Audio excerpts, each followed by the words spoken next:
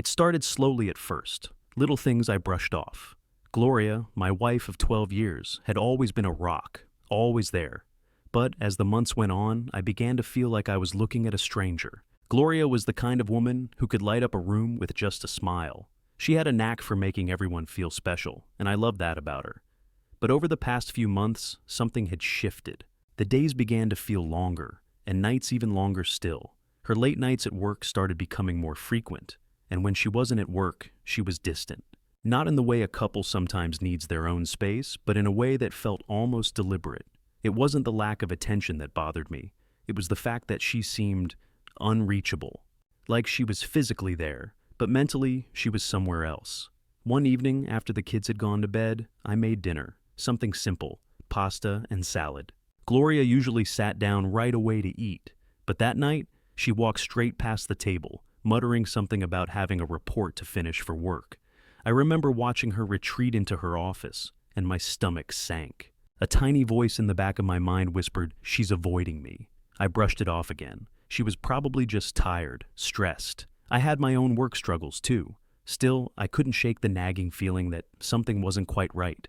A few days later, I caught myself scrolling through her social media profile, something I rarely did.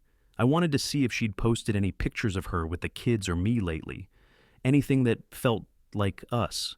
What I found instead was something I wasn't expecting, a photo of her and a man I didn't recognize, arm in arm at a company event. The caption said, "Great night with Dexter, couldn't have done it without him." Dexter. I couldn't remember hearing that name before. It wasn't just the picture that got to me, it was the way she'd written it. Casual, carefree, couldn't have done it without him. It made me wonder, who was this guy? And why was he so involved in her work? I couldn't stop thinking about it. My mind started to race. Could this be the reason she was acting so distant? Was there something I didn't know? The next day I decided to talk to her about it, but the conversation never came. I couldn't bring myself to ask the questions I needed answers to. What if I was wrong? What if I was just being paranoid? But then, things took a turn I didn't expect. It was one of those days when the sun set too quickly, and the house felt too quiet. I was sitting on the couch, trying to relax with a book in my hands, when the doorbell rang. I opened it to find our neighbor Tessa standing there, her face serious. "Hey, Richard," she said, shifting her weight nervously. I didn't want to say anything, but I saw something last night that I thought you should know. My heart skipped a beat. I had no idea where this was going. I saw Gloria out at that Italian place on 5th. You know, the one by the park, Tessa continued. She was with, well, a guy, not you. Tessa looked at me, trying to gauge my reaction. I felt my blood run cold, but I forced myself to stay calm. "Are you sure?" I asked, my voice a little too tight. "Yeah," Tessa said. "I thought I should tell you, but I didn't want to make things weird." She gave a small, apologetic smile, and I could tell she was trying to backpedal. "But I just thought you should know. It's not my business, but—" I stood there, silent. The world around me seemed to spin a little. Tessa gave a quick wave and walked off, leaving me standing in the doorway, my mind racing. I couldn't understand. Why? Why had Gloria been out with someone else? Had she lied to me? Was Dexter the one who had taken her away from me? I told myself I was overreacting. There had to be an explanation, right? Maybe it was just a work thing, a late dinner with a colleague. But the more I thought about it, the heavier the feeling in my gut became. I had to know more. But how could I confront her? What if I was wrong? What if Tessa was mistaken? Still, I couldn't shake the doubt. And I knew, deep down, that the conversation I was avoiding was no longer something I could put off. Something was happening, and I couldn't ignore it anymore. I had to face it.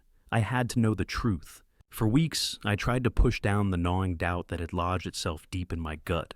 I wanted to trust Gloria, but with every late night, every moment where she seemed a little less present, a little more distant, I couldn't ignore the feeling that something was off. The final push came when Tessa told me she saw Gloria with that guy, Dexter, at the Italian restaurant. It was all too much to ignore. I began to watch her more closely. When she wasn't working late, she was either glued to her phone or lost in thought. Her attention, once unwavering when we were together, was now split. I told myself it was work stress. Maybe she was just overwhelmed. But deep down, I couldn't shake the feeling that something was wrong. One night, as we settled in for bed, Gloria left her phone charging on the kitchen counter. A simple, accidental moment, but it was enough to set the wheels in motion.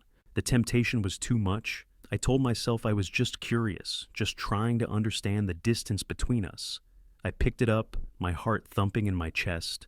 I knew it wasn't right to snoop, but I couldn't help myself. I scrolled past her apps, her newsfeed, until I found what I was looking for: messages. The first message I saw was from Dexter. "Can't wait to see you tomorrow. It'll be just like old times, right?" I stared at the words for a moment, my mind scrambling for an explanation. Maybe it was work-related, maybe something innocuous. But the more I scrolled, the more I saw. There were other messages too, casual at first, but becoming more familiar, more personal as they went on. There were inside jokes, emojis, heart-filled responses.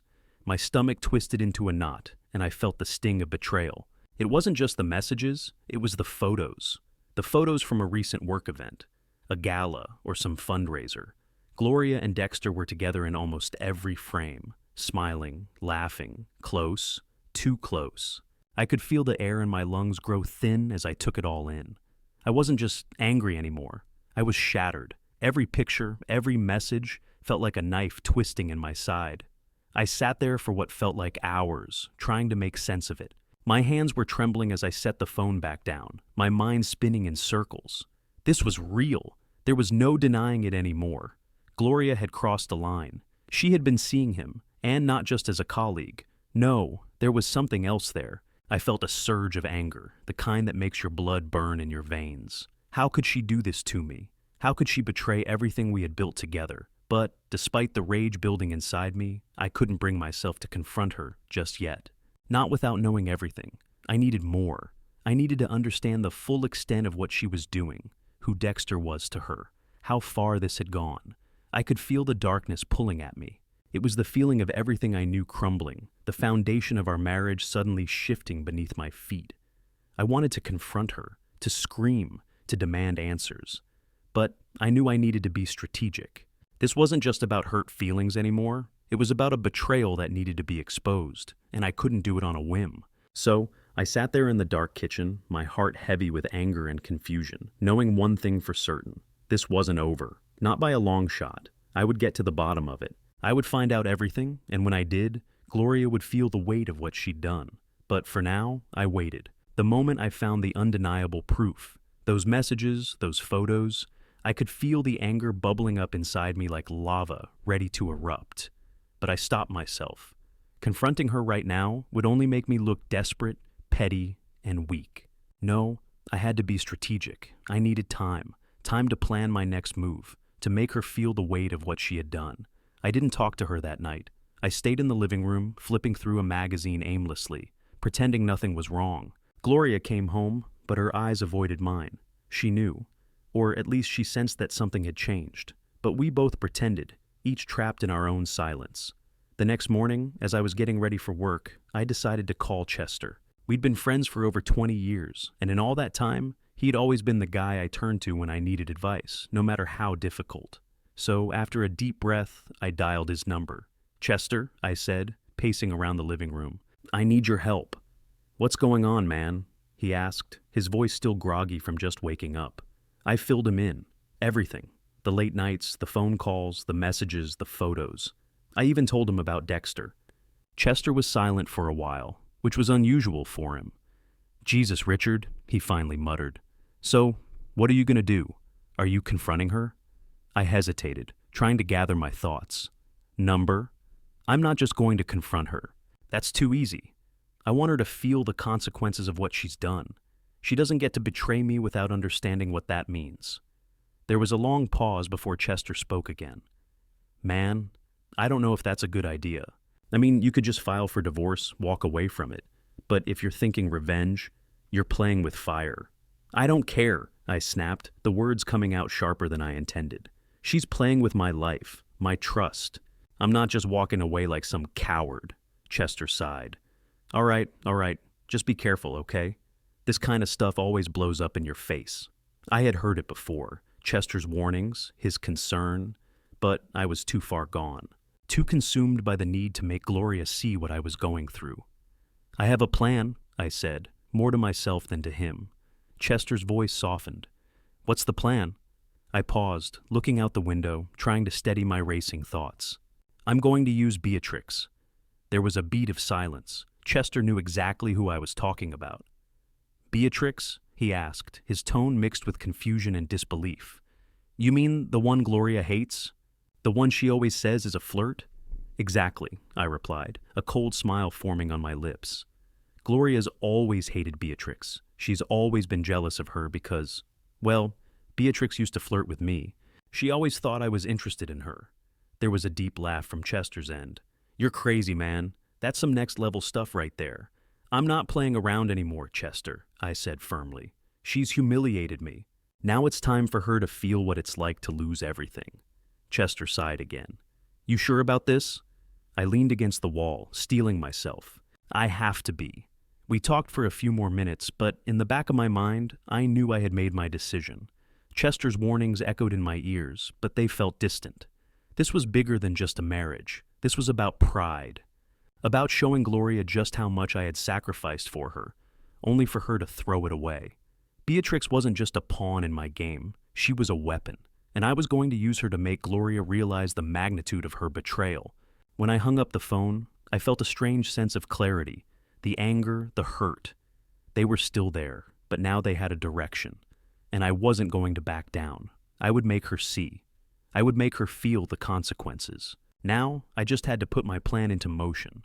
Reaching out to Beatrix felt strange at first, like opening an old wound I wasn't sure I was ready to face. But I knew what had to be done. If I wanted Gloria to truly feel the weight of her betrayal, I needed to make her jealous, to make her question everything she thought she knew about me. And Beatrix, despite everything, was my best shot. The first message was simple, almost too casual. Hey Beatrix, it's Richard. Been a while, huh? I hit send and sat back, my phone resting heavily in my palm. I had expected it to feel uncomfortable, but it didn't. I knew the game I was about to play, and I knew I was going to enjoy it. To my surprise, she responded almost immediately. Richard, it's been ages. How are you? It felt like no time had passed at all. The old rhythm of our flirtation was still there, lingering in her words, even though I hadn't seen or spoken to her in years. I kept things light. I've been good. I was thinking about the old days. Maybe we should catch up sometime. She wasted no time. I'd love that. Why don't we meet for coffee tomorrow? I could practically hear the eagerness in her response. A part of me wondered if Beatrix had always been a little more interested in me than I had realized. Sounds good, I texted back. Let's do it. The next day we met at a small cafe. The moment she walked in, I knew I was making the right call. Beatrix was stunning, her confidence radiating with every step. She was dressed casually, but with a kind of effortless elegance that made heads turn. We exchanged a few pleasantries before the conversation turned personal. Her eyes never left mine, and I couldn't help but notice the way she leaned in just a little bit closer as we spoke. It was subtle, but it was there. The flirtation. The unspoken tension. So, how's everything going with you? She asked, her voice low and inviting. I gave a half smile, playing it cool. You know, same old. Been busy with work. What about you? She shrugged, but I saw the glint in her eyes. I've been keeping busy, but I'd rather hear about you. She let her words linger, her smile widening just enough to let me know she was interested, more than interested actually. I leaned back in my chair, savoring the moment. This was exactly what I needed. I could feel the jealousy building in me as I thought about how Gloria would react to this, to the way Beatrix was practically undressing me with her eyes. Over the next few hours, we talked more, mostly about the past, but the tension in the air was unmistakable. Beatrix was putting on a show, and I was enjoying every minute of it. As the conversation drew to a close, she made her move. You know, she said, her voice a little more playful now, it's been so long since we had a proper night out. How about we make plans for dinner sometime soon? I raised an eyebrow, playing along. Dinner, huh? I thought you just wanted coffee. She grinned, leaning forward. Well, maybe I want more than that. The look in her eyes was unmistakable, bold, daring, and I could see the effect it was having on me. But more importantly, I could see how this would drive Gloria crazy. I was feeding into it, and I couldn't stop. We'll see, I said, keeping my tone light. I'll think about it. Her smile faded just a bit, but she didn't back off. Don't take too long. I don't like waiting. We parted ways with the kind of unspoken promise that only two people in a situation like ours could understand. As I walked back to my car, my heart was racing, but I wasn't just thinking about Beatrix. I was thinking about Gloria. How would she react to this? Would she notice the way I was playing the game? I wanted her to. I wanted her to feel the jealousy start to creep in, to wonder what was happening, what she was losing. The stage was set. Now, I just had to push things a little further. I'd arranged for Beatrix and me to meet again, this time at a more upscale restaurant. I could already see the way this was going to unfold. The lingering glances, the playful banter, the undeniable chemistry building between us. Gloria wouldn't be able to ignore it. She wouldn't be able to escape the reality of what I was doing. I was going to make sure she felt every ounce of the sting of betrayal. She wanted to destroy me? Fine. But she was going to know exactly what it felt like to lose everything. The countdown had begun. The days following my last meeting with Beatrix felt like a slow burn, a tension building in my home that no amount of pretending could dissipate. Gloria had started to notice the subtle shift in my behavior, the way I drifted further from her. I could see the doubt forming in her eyes. She was suspicious now, and I was watching it all unfold with a strange sense of satisfaction. Beatrix, for her part, wasn't holding back.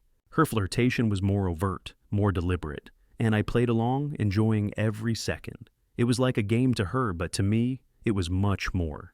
Each look, each touch was a calculated move. I could almost hear the echo of it in Gloria's silence. She was starting to notice. At dinner that night, Gloria looked up from her plate, studying me in a way that was hard to ignore. "You've been distant lately," she said, her voice light but her eyes narrowed. "What's going on? You seem preoccupied." I paused, pretending to think it over, before offering a shrug. "Just work, a lot on my plate." She didn't look convinced. Her gaze lingered on me a little longer before she let out a soft sigh and turned her attention back to her meal. The silence that followed felt heavy, but I kept my cool, deflecting with vague answers whenever she questioned me. I knew she was trying to get to the heart of things, to figure out what was going on, but I wasn't about to make it easy for her. Not when the anger still simmered beneath my skin, not when I had more to unravel. As the week wore on, Beatrix continued to get more eager for my attention, and I wasn't shy about letting her. We met twice more, first for drinks at a quiet bar, then at another coffee shop for a more casual rendezvous. Her flirting had turned more intense, and I fed into it with deliberate responses, knowing exactly how Gloria would feel when she saw the messages on my phone or picked up on the strange energy in the house. I watched Gloria grow more withdrawn, her jealousy rising to the surface in small, controlled ways. She began to question where I was, why I was always out. "You've been gone a lot lately," she said one evening, her voice carefully neutral. "Is there something you're not telling me?" I leaned back in my chair, offering the same shrug I'd been perfecting for days. "Work stuff. Nothing major." "Why?" Her eyes bored into mine, but I could see the tension in her jaw as she set her glass down. "Just, you're different lately. I can feel it." I could feel the pull of guilt in my chest, but I buried it. I wasn't ready to give her anything yet. Not until I had everything in place. The more Beatrix pushed, the more I could see the cracks forming in Gloria's composure. She'd catch me texting, and her eyes would narrow. She'd ask me if I was doing something special after work, and I'd deflect with a lie, a joke, anything to keep her from knowing the truth. It was working. Gloria was growing suspicious, her distrust building. But it wasn't just her questioning me. It was the little things that started to eat away at her. The way she'd glance at my phone when I wasn't looking. The way she'd start picking at her food in silence while watching me. Every night, I felt her distance growing. The jealousy was seeping into the space between us, and I reveled in it. But there was one moment that made it all feel real when I came home to find Beatrix's name on my phone screen, a text waiting for me, bold and clear. It wasn't an innocent message, it was a flirtation, a question that was more than just friendly. "Can't wait to see you again tonight. I'm looking forward to our little secret." I knew Gloria saw it the moment I walked into the kitchen. Her eyes shot to the phone, and I could see the mix of confusion and frustration swirling in her gaze. She didn't say anything at first, but I could feel the storm building behind her silence. Later that night, as we lay in bed, Gloria turned toward me, her voice strained with tension. "Who's Beatrix?" she asked quietly. There was no anger in her voice, but I could hear the tremble of fear of the truth she already suspected. I stayed silent, unable to give her a direct answer. Instead, I rolled over, pretending to be asleep, giving her the space to stew over it, to wonder. I knew it would eat at her all night. I was enjoying watching her unravel from the inside out. And with each passing day, it became clearer that my plan was working. She was slipping. The tension in our home was reaching its peak, and I couldn't help but feel a strange sense of power. Gloria was no longer in control. She was questioning, doubting, wondering just what was happening to the marriage she thought she had. I could almost hear the ticking of the clock as I waited for her to confront me fully. It was only a matter of time now. The day of our 5th wedding anniversary had arrived, and Gloria was positively glowing with excitement. She'd been talking about it for months, the villa, the celebration, the people she had carefully curated to attend. To her, it was all about the image. This was supposed to be her grand moment, a public declaration of our perfect life together. But I knew better. I'd booked the most luxurious countryside villa I could find, but the real purpose behind it wasn't just to please her. It was part of the plan. The atmosphere had to be perfect. The guests had to be handpicked. And Dexter? He was, of course, on the list. As Gloria fussed over details and ensured everything looked Instagram-worthy, I played the part of the dutiful, loving husband. I smiled, kissed her cheek, reassured her that everything was going smoothly. She couldn't have been happier, giddy with anticipation for the big reveal, as though she were still the center of my world. I knew better. It wasn't just the anniversary I was celebrating. It was the quiet, deliberate destruction of her perfect little life. The villa was stunning. The grounds were manicured, the tables set with pristine white linens, and the decor a tasteful mix of elegance and sophistication.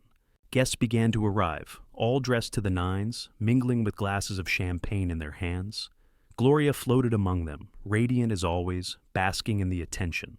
But her eyes kept glancing around, looking for the familiar faces, searching for me. It was easy to play the role. I kept my distance, not too far, but far enough to create the space. She was still buzzing, and the rest of the guests followed her lead, fawning over the lavish surroundings. Then Dexter arrived. He was early, which worked to my advantage. Gloria hadn't seen him yet, and I could already feel her tension from across the room. The chemistry between them was undeniable the second their eyes met. Warm smiles, casual touches, the kind of easy connection that I hadn't seen in years. Watching them greet each other made my skin crawl. I couldn't take my eyes off them. She looked at him like she used to look at me. They were laughing, speaking in low tones, sharing a joke. Her back was straight, her posture more animated, and her eyes sparkled in a way I hadn't seen in months. Gloria was alive when she was with him, but I didn't let it bother me. I'd come too far to back out now. My resolve was solid. Beatrix was somewhere in the crowd, watching, waiting for her moment. I had carefully orchestrated this entire event. And now it was time for the final act. Dexter approached me, offering a friendly handshake. I could feel the weight of everything hanging between us, but I kept my expression neutral. "Richard, it's been a while. It's great to see you, man." "Likewise," I said, my voice tight. "You're looking good. I'm glad you could make it." He smiled, oblivious to the storm brewing behind the surface. I gave him a quick nod, then turned my attention back to Gloria, who had drifted across the room. I couldn't help but watch her, feeling both detached and entirely focused. The moment was closing in. As the evening wore on, Gloria was completely immersed in the party, but I could see the cracks beginning to form. She would glance over at me and then back to Dexter, a frown tugging at the corner of her mouth. The tension was building, and I could feel it intensifying with every passing minute. By the time the dinner was served, Gloria's mask had begun to slip. She was no longer as carefree as she had been in the beginning. The chemistry between her and Dexter was unmistakable, and I could see her growing uncomfortable with the way he kept inching closer, both physically and emotionally. It was delicious. The dinner progressed smoothly, with speeches, toasts, and laughter, but the atmosphere had shifted. Gloria's usual control was faltering. Her focus, once sharp and determined, was now divided, flickering between me, Dexter, and the other guests. She had been the center of attention all night, but now she was quietly losing her grip.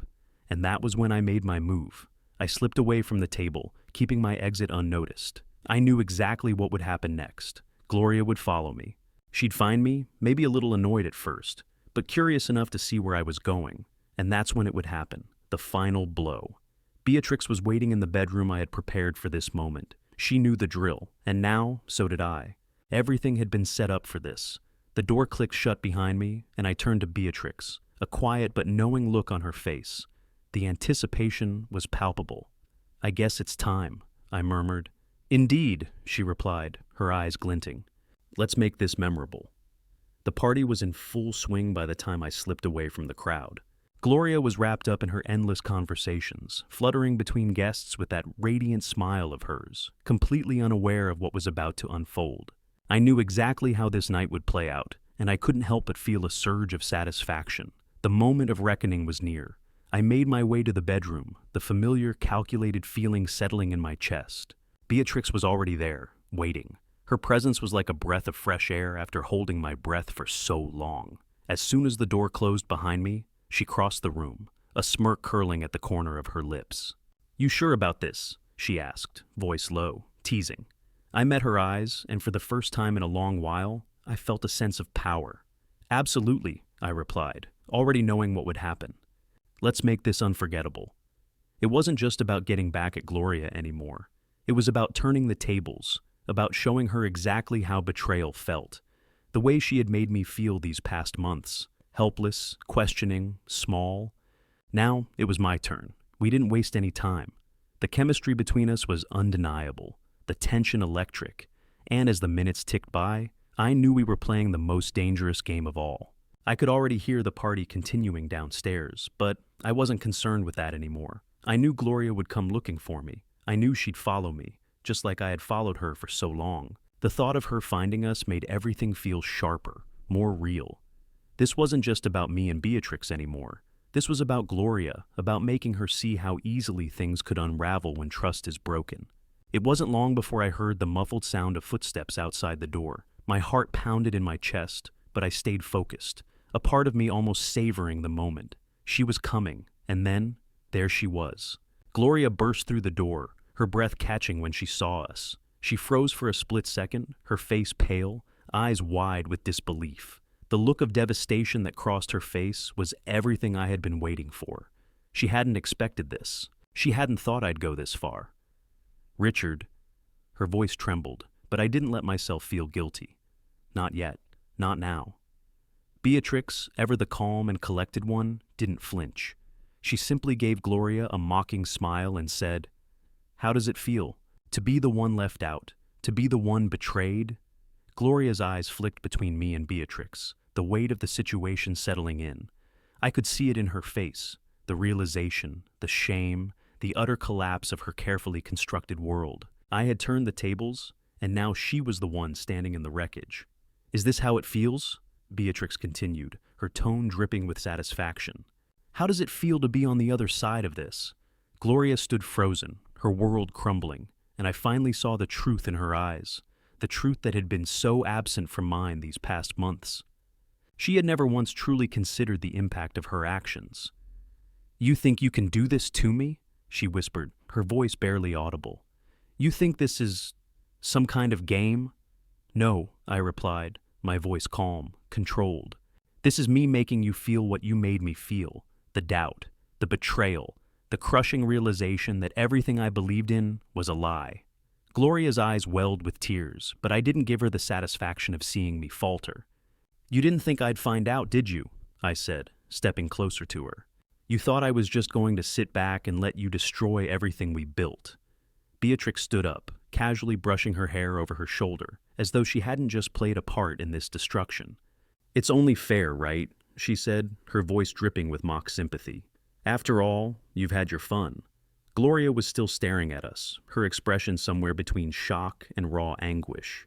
I could see her processing everything, the phone calls, the late nights, the lies that had been exposed, and finally she understood what it felt like to lose control. But the real moment came when I saw her try to back away. Her hand shot out to steady herself against the doorframe, and she looked at me as if for a final plea. I didn't think you would," she began, but the words caught in her throat. "No," I interrupted, my voice firm. "You didn't. You thought you could keep me in the dark, but now, you know?" For a moment, we stood there in silence, the weight of everything heavy in the air. Gloria's carefully crafted image, the life she had built, was falling apart at her feet. She had no more excuses, no more explanations. It was done. Then Beatrix, ever the instigator, took one last step toward Gloria, her voice cool and condescending. "This is how it feels," she repeated, savoring the look of complete devastation in Gloria's eyes. It was over, and as Gloria turned, running from the room, her world crashing down around her, I knew everything was about to change. The consequences were unfolding, and they would never go back to what they had been.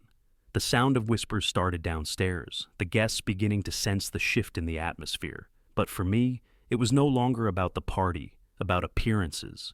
It was about power, and in this moment, I had it all. The revenge was complete, and Gloria, she would never forget this night. It didn't take long for the ripple of tension to spread throughout the villa. Gloria's running footsteps, her panicked breaths echoing down the hallway, were the loudest thing in the silence that followed. I didn't need to look to know she was gone. I could hear her, every crash, every step as she fled from the room. I stayed perfectly still, leaning against the bedroom door, the taste of victory bitter on my tongue. Beatrix had already begun to dress, a slow, deliberate movement that spoke volumes. She wasn't shocked by the chaos. If anything, she seemed almost pleased. "Well," Beatrix said, smoothing down her dress. "That went exactly as planned." I gave a half smile, watching her pick up her purse. "Not quite. This is only just starting." Downstairs, whispers had already begun. I could hear the muffled chatter, the confusion. People were noticing the sudden shift in the air. The once elegant atmosphere had fractured into something much darker. Guests who had been enjoying their drinks and small talk were starting to sense something was off. A few minutes passed before I heard Gloria's voice, now raised in panic, trying to find me. But she wouldn't. Not yet. I stayed where I was, my mind racing, heart pounding with anticipation. What would she do when the truth finally hit her? I wasn't surprised when Beatrix spoke again, her voice smooth and calculating. "You know, she's not going to take this well. At all." She paused, glancing at me. "But that's the point, right?" I nodded slowly. "Absolutely." The sound of footsteps grew louder, and then the door creaked open. It was Gloria, standing in the doorway, her face pale, her eyes wide with a mix of fear and disbelief. She was shaking, her chest rising and falling rapidly as if the air had been knocked from her lungs. For a long moment, she said nothing. She just stood there, staring at us. It was almost like she couldn't comprehend what was happening. The full realization hadn't hit her yet, not until I spoke. "You didn't think I knew, did you?" I said quietly. The words hung in the air, slicing through the tension. "You thought I'd be the fool forever." Beatrix stepped forward, her tone suddenly sharp and biting. "Oh, don't be so surprised, Gloria. This is how it feels, isn't it?" she said, a sick sense of satisfaction in her voice. "The panic, the betrayal. It stings, doesn't it? This is how you made Richard feel when you let someone else in." Gloria's gaze flickered between me and Beatrix, and I could see the flicker of realization in her eyes. This wasn't some angry confrontation. This was deliberate, calculated. Her voice cracked as she stepped backward. You planned this?" Her eyes welled with tears, but she refused to let them fall. She was fighting to stay strong, but her facade was breaking. "Of course I did," I replied coldly. "You didn't think I'd just let you tear everything down, did you? You thought you could destroy us without consequence? I'm not the fool you've always believed me to be." Beatrix smirked, watching her with a sense of triumph. "Look at her, Richard. Look at her face. This is the first time she's ever seen the truth, and it's eating her alive. It's amazing how quickly someone can fall when they think they're untouchable." Gloria's breath hitched, and her hand gripped the doorframe as if she needed something to hold on to. The tears finally started to fall, her mascara running down her cheeks, but she didn't speak. She couldn't. The weight of everything crashing down on her was too much to process. "You don't get to act like the victim now," I said, stepping closer to her. "You made your choice, and now you get to live with the consequences." She staggered back, her body trembling. The world around her was crumbling, her carefully built reputation, her life of control and perfection, all falling apart in an instant. It was inescapable. Beatrix wasn't done yet. "Oh, but don't worry, darling," she said, leaning closer to Gloria with a sickly sweet tone. "We'll make sure everyone knows exactly what happened. You won't get to hide behind your image anymore. Everyone will know the truth. About Dexter. About everything." The words were a blow, each one landing harder than the last. Gloria's eyes widened in horror as she tried to back away. but there was no escape.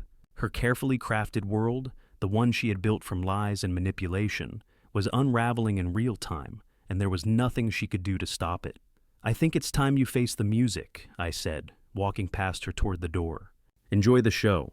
I opened the door, and the murmurs from the guests grew louder. The tension in the air had thickened, the undercurrent of whispered conversations growing louder by the second. People were starting to piece things together, seeing Gloria's breakdown and the knowing glances exchanged between Beatrix and me. The public humiliation had already begun. The fallout was inevitable. Gloria's eyes were frantic now, her gaze darting from me to Beatrix, from the door back to the hallway. "No, please," she whispered, the words barely audible. But I was already walking away. Downstairs, Beatrix stayed close, making sure to fuel the flames. She was the one who would make sure everyone knew the truth. She was the one who would make Gloria feel the full force of her betrayal. As the whispers grew, I could feel the cold satisfaction spread through me. I had won, and Gloria, standing there in front of her guests, broken and humiliated, would never forget the price of her actions. Her world had just come crashing down. The days following the divorce felt surreal. I kept expecting to wake up from the nightmare I'd lived through with Gloria, but when I opened my eyes each morning, the new reality was already there, staring me in the face. I was free. At work, things were moving forward, almost as if the divorce had given me the space to breathe again. My colleagues started to take notice of the shift in my demeanor, less distracted, more confident, more focused. Women, too, began to see me differently. No longer just Richard, the guy who had his hands full at home, but Richard, the unattached, strong, and successful man who was now taking his life back. It wasn't just about the promotion, though. That was part of it. It was about how I carried myself now, how I felt untethered.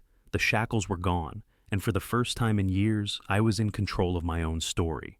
Gloria had spent so much time trying to control me, trying to manipulate everything in her life to fit her narrative. But now, she was the one left behind, and I was the one building something new. I leaned back in my office chair one afternoon, reviewing the details for the upcoming project I was leading. I had earned my promotion, no more waiting for approval from anyone. The company had recognized my potential, and for the first time in a long while, I felt proud of what I had accomplished on my own. A knock at the door pulled me from my thoughts. I looked up to see Cheryl, one of the younger women in my department, standing in the doorway with a smile. "Hey, Richard," she said, her voice playful. "I was thinking, we should grab a drink sometime. You know, to celebrate the big promotion." Her words weren't just a casual invitation. There was an unmistakable flirtation in the way she looked at me, a spark that I hadn't seen before. She was one of the people who'd always been friendly, but now it felt different. There was an openness in her eyes, an interest that hadn't been there before. I wasn't naive, I knew why. "Sure," I said, matching her tone, feeling a small surge of power. "That sounds good." As she left, I allowed myself a moment to reflect on everything I'd gone through. There was no going back to the man I'd been. That version of me, the one who had been so wrapped up in the turmoil of my marriage, the one who had allowed Gloria to define so much of my worth, was gone. In his place was someone who was fully aware of his own value. And yet, as much as the attention was flattering, something in me still felt empty. The revenge I had taken on Gloria had been sweet, no doubt, but it hadn't given me the peace I thought it would. Sure, the look on her face when everything unraveled had been gratifying, watching her crumble under the weight of her own lies and deceit. But now, with her out of my life, there was still an underlying ache I couldn't ignore. It wasn't about winning, it was about the scars left behind. I was moving on, yes, my career was flourishing, my personal life was becoming more interesting, but inside, there was a lingering emptiness.